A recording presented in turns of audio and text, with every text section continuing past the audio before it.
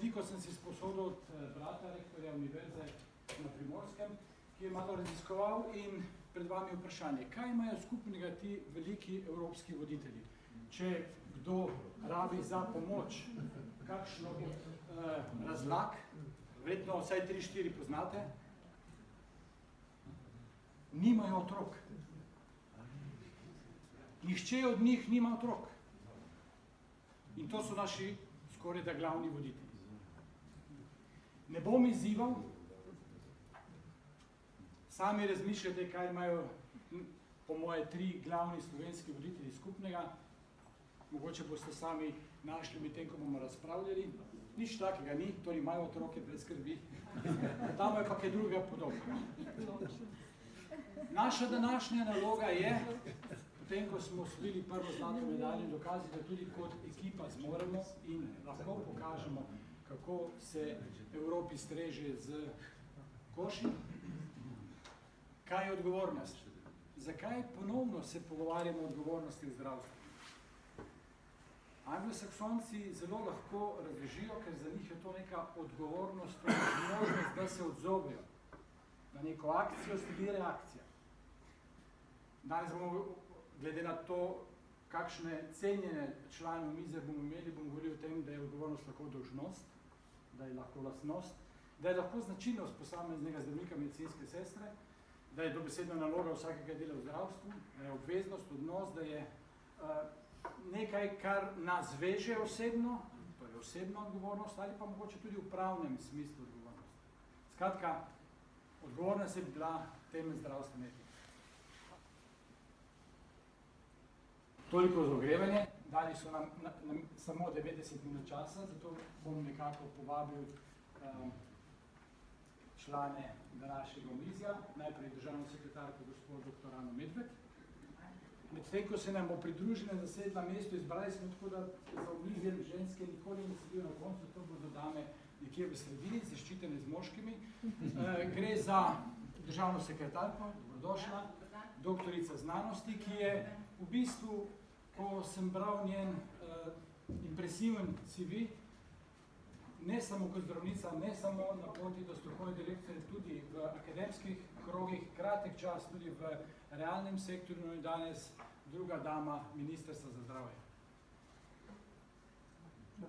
Profesor Igor Gregorič, znan profesor, kardiokirurg, odločil se je, da bo osebno in kasneje tudi preko njega kot most omogočil ogromno slovenskim zdravnikom uveljavljanje tudi v Ameriki, seveda najprej opravil blestečo kariero v Ameriki, v znanem Thorax centru v Houstonu, kasneje, mislim, da zadnje 4 ali 5 let vodi Center za žarne srčne odpuščenje. Jožef Kramberger, direktor zdravstvenega doma, imamo nekoga iz primarne ravni tam, kjer se naj bi reševalo 85% problemov v zdravstvu, torej na največjih odgovornosti, ko ta jaz popusti, se zdravstveni sistem maje, ugleden, sposoben, uspešno vodi svoj zdravstveni dom. Gospa Jelka Godec, poslanka državnega zbora. Danes, ko sem bral njen CV, sem bil impresioniran, da v enem delu sva si zelo blizu, sva naravoslovna, tako da morda zato tudi zadnje zaslišanje je šlo pogovorno, zavedajoč se, kaj vse lahko in kaj vse ne moremo narediti.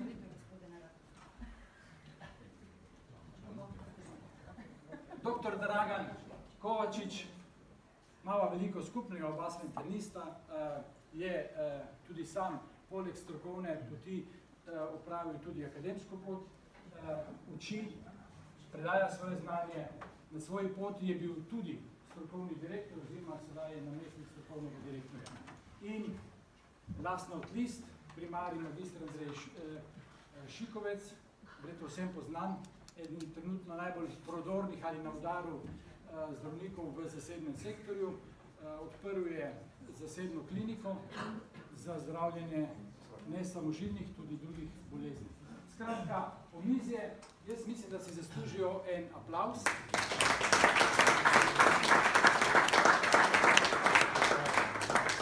Seveda ni bil njihov izbor, z organizatorji smo nekako izbrali, da bi imeli z vseh vetrov, torej iz slovenskega političnega prostora, iz strokovnega, iz mednarodnega prostora, predstavnike, s kateri bomo, saj v recimo prvih šolski uri razpravljali o tem, kaj je odgovornost, potem jo popustim tudi vam.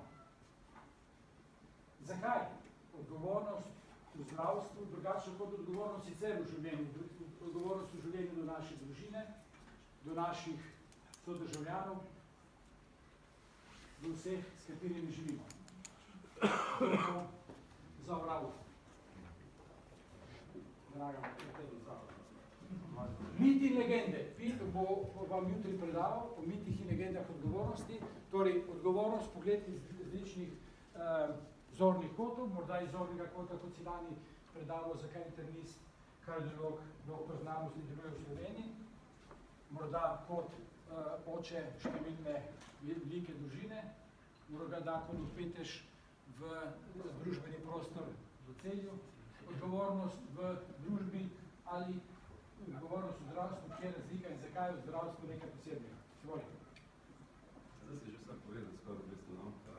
Zdaj, v bistvu je eno brez druga ne gre, ne. To je tako samo moje gledišče, ne. Tole izvrstno predavanje bi najprej pohvalil, to je bilo res nekaj, mislim, kaj novo doživeti za mene, tako po mojem bom še nekaj šel, pa ono Niko Mahov etiko, ali že bom prebral, pa se govorim. Zdaj, odgovornost ne more biti v zdravstvu, brez odgovornosti v družbi ali v družini. Zakaj? Zato, ko noben ne raste kot samoten otok, nekje ločen od vsega življenja. Jaz v bistvu jemljem zdravstveno dejavnost kot timsko delo. Ne? In timsko delo pomeni, da moraš delati z neko skupino ljudi in v bistvu delo v skupini vedno odraža to, kak si ti vznosen, ne? To pa preneseš iz svoje družine. Ne? In se odraža se v bistvu tvoja osebnostna nota. To, ne? To se mi zdaj zelo lepo poslušati. Jaz kot neko bi rekel, tako osebnost bi kar doma ostal, pa bi kar recimo Ivana Tavčarja izpostavil. Ne? Ker mene pokončna drža všeč. Ne? Pravi, najhujše, da se ne odločiš. A me slišite? Ja. Jaz vedno svojim mladim zdravnikom razlagam, se pravi, bilo kakva odločitev je boljša, ko pa ne odločitev. Ne? Zakaj? Zaradi tega, ker če se ljudje k tebi pridejo po odločitev, ne? Se pravi, dobro ali slabo, ti se moraš odločiti. Ne? In v bistvu si nikakor ne moraš učiti, če ne sprejemaš odločitve, tudi napačne. V zdravstvu je pač tak, ne, recimo ljudje rabijo varnost, ne, vse odgovornost, vse okoli tega, ki se vrti zdaj, je to, ker ljudje si želijo varnosti. Ne. In varnost se gradi z nekimi odgovornimi, bi rekel, odločitvami in v bistvu ljudje hočejo, noben nima rad tega, ne, zakaj recimo ljudje ne radi letijo v letalih, ne. Noben se ne boji avta, letal se pa bojijo, ker tam imajo občutek, da nimajo kontrole, ne. In isto je v zdravstvu. Do zdaj smo bili v nekem sistemu, ne, kjer so v bistvu zdravniki bili bogovi. Ne. To je bila fajn pozicija. Jaz se nisem kaj veliko poznal, ker v času, ko se je to začel erodirati, sem jaz bil specializant, ko sem prišel ravno, da bi bil frajer bog, sem pa spet dole pad. Ne. Se pravi, ljudje nočejo več tega, da bi bili oni brez kontrole. Ne. Oni želijo imeti kontrole. In pravzaprav nekdo, ki je, bi rekel, tak pluralist, ki sprejema druge mnenja, s tem nima nobenih velikih problemov. Edino, kar je problem, so te puhle glave, bi rekel. To je pa velik problem. Ne. Zaradi tega, ker da bi ti razumel, kaj ti jaz govorim, moraš imeti neka temeljna znanja in se moraš biti pripravljen učiti. In to se ljudje dostkrat niso pripravljeni. Tudi doktor, jaz ne govorim, da je po politikih ali pa samo ekonomist. V določeni fazi reče, da se obvladam in je konc učenja in se nauči več in mu ne moreš dopovedati po domač. Mogoče sem še to, se pravi, v skupinskem delu je zelo pomembno to, da ne preskočiš v diktatorje. Se pravi, da ne začneš tako kot penicilin zatirati vse okoli sebe, te bakterije, da vsak ima pravico do njega mnenja. Zdaj, odgovornost, jaz, ko sem razmišljal tak pojem, ne vem, mi vsak dan sprejemamo tako odločitev, ko sem gledal zdaj nazaj, je mogoče včasih boljš, da ne veste, v kakšnih razmerah sprejemamo kakve odločitve. Ne? Ker ljudje si včasih ne želite vedeti, kakve odločitve mi sprejemamo. Ne? Tako da, kadar iščete resnico, pazite, če želite zvedeti vse, kar mi delamo, ne? V resnici. Ne? Zaradi tega, ker ni vedno varnostne mreže, pa ni vedno jasno, kaj bo naslednjo minuto, ko bomo mi nekaj naredili. Ne? Jaz nočem zdaj imati, jaz sem optimist, jaz nisem nek fatalist, ampak jaz to sploh ne. Ampak dejansko včasih ni enostavno. Ne? In jaz se strinjam s tem, da morajo ljudje biti informirani, da morajo sodelovati pri odločitvah. Mi nismo nobeni bogovi, to, če kdo to ve, smo to mi sigurno. Ne? Samo ta proces mora biti pa nek postopen ker drugače se res, ko greš mimo ribnika, slišijo samo težave. Ste v obleki političarke, imate informacije, omenje je bilo, kje so meje resnice, kdaj jo politika postavi, na kateri stopni kolebate med nadrejenimi in pa vsemi, ki so vas izbrali? Ja, zdaj sem danes predstavnica puhlih glav, vendar ne jemljem to kot kritiko. Jaz se strinjam s tem, kar je dr. Javnik z večini, mislim skoraj da večinskem delu vse in je res včasih tudi je problem nas v Državnem zboru, ki ne vidimo stvari, ki bi jih morali videti.